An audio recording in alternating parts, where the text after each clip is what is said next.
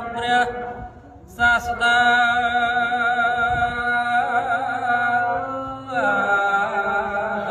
លើព្រះវាចាមេត្តាហើយស្ដេចព្រះអង្គគុំលួសឡើយទ្រង់ឆ្លើយតបទៅ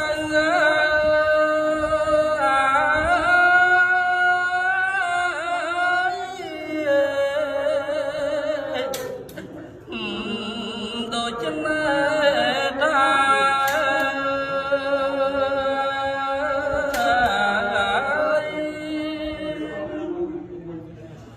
ទូបង្គំមិនស្លាប់ទេណាម្ចាស់ថ្លៃ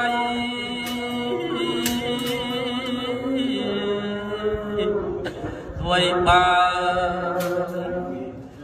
រ៉ាំរៃយ៉ាងនេះហើយ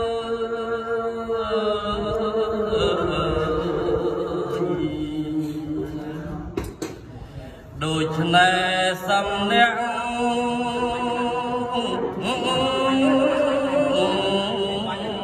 ស្រាក់ទុកស្បើ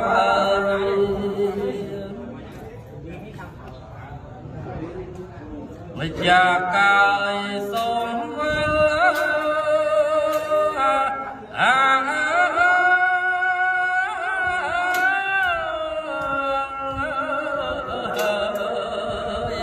ទៅទេ